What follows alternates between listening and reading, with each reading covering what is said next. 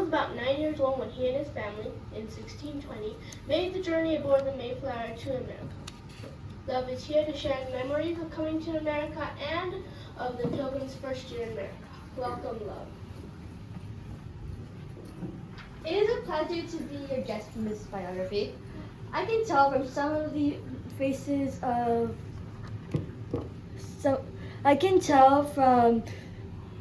the faces of your studio audience that they think my name is a bit unusual.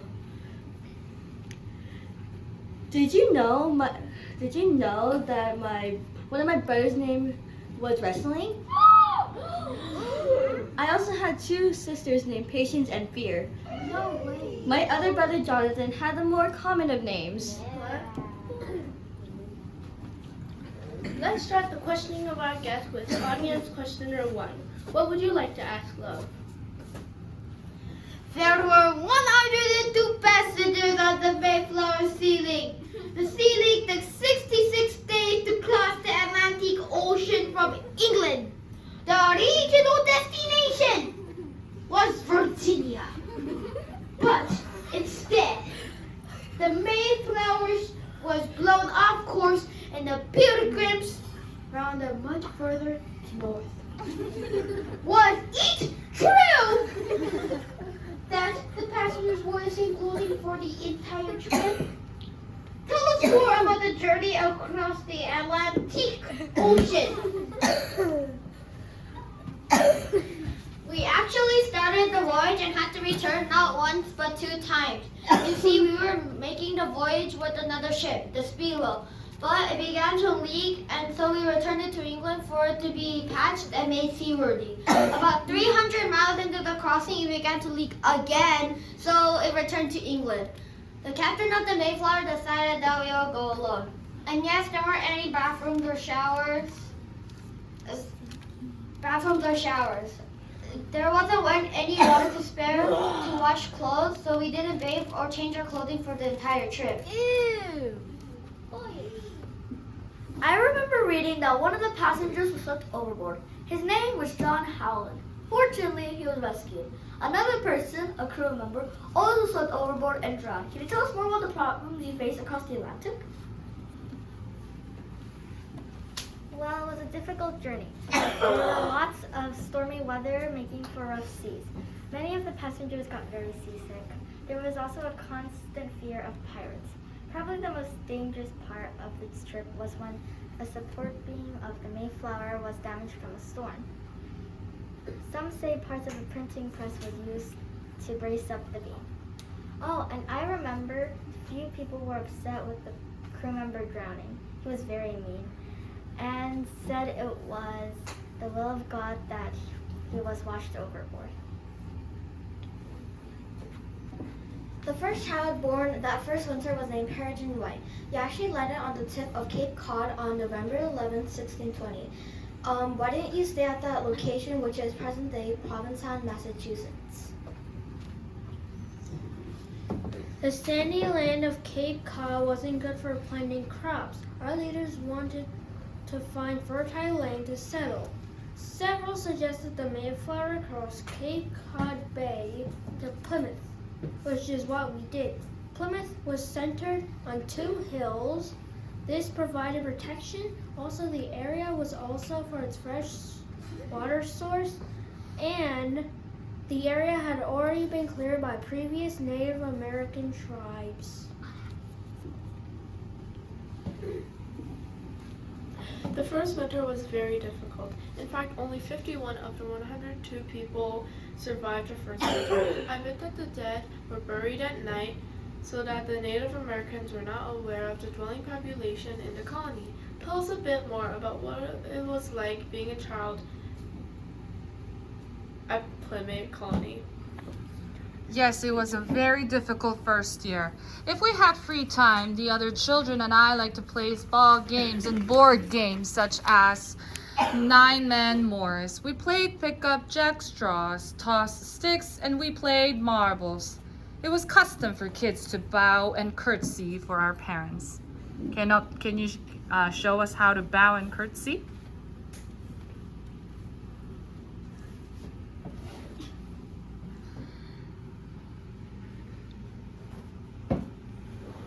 And we were responsible for serving our parents their meals. We ate after they were finished.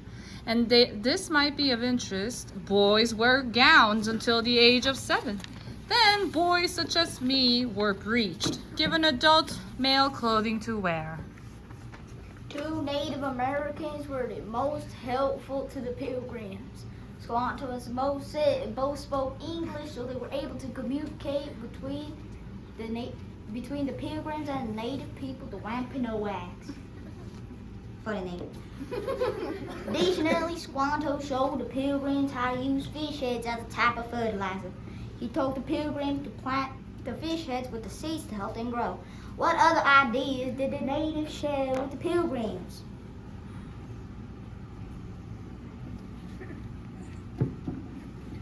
I remember my father telling me that the Native Americans used cranberries to treat wounds, especially arrow wounds. They also used cranberry to dye cloth for their clothing. The Indians also showed our people other plants which could be used as medicine. They also helped us build better shelter to survive the winter months. Squanto also taught me and the others a trick to catch eels. We stomped the bottom of the creeks and the eels wiggled to the surface. We could then grab them and take them home for a tasty meal.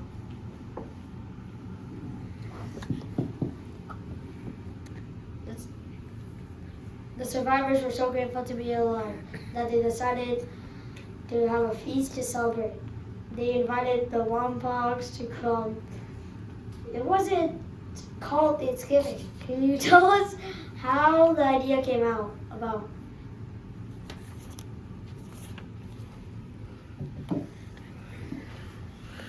It took place in 1623 and was a time of thanks for the end of a long drought. The very first Thanksgiving in North America actually took place years earlier in 1619. Captain John Woodleaf of Berkeley Plantation, Virginia, and his group of settlers got down on their knees, thanking God for arriving safely across the Atlantic Ocean from England.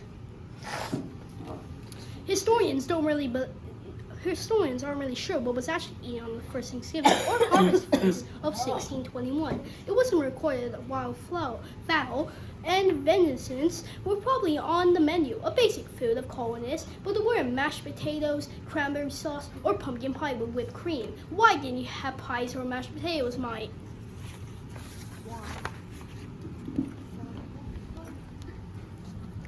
Sugar was rare and there weren't any ovens to bake pies.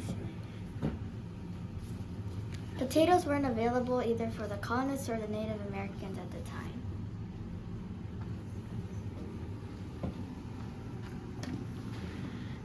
The 3-day feast of Thanksgiving was between the English colonists and the Wampanoag people. About 50 pilgrims and about 90 Wampanoag gathered around the wooden table to eat. They used spoons, knives, and fingers to eat. Why weren't there any forks? We didn't use forks. When first introduced to England in the 1600s, most people felt that the fork was a very silly eating tool.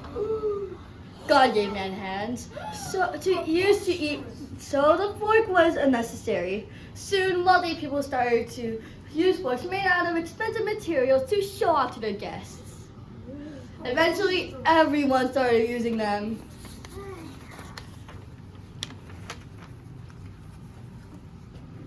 Fruits, berries, acorns, grapes, carrots, beans, peas were on the table. Also, seafood including lobster, clams, and eel were eaten. I think I read that one of the Indians, Quadaquina, brought a cake-like dessert of strawberries mixed with ground-up popcorn. There was also a type of pudding similar to oatmeal. Anything else you'd like to share about the feast?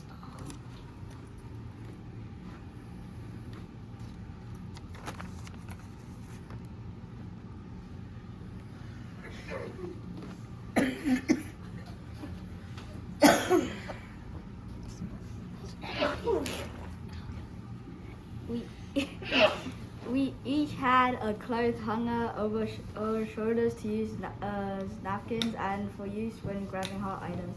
It was also the custom for the best food to be placed in front of the most important people of our colony.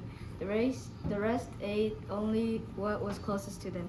We didn't pass food to others as you do today, and there wasn't any milk on the table since cows weren't brought over on the Mayflower.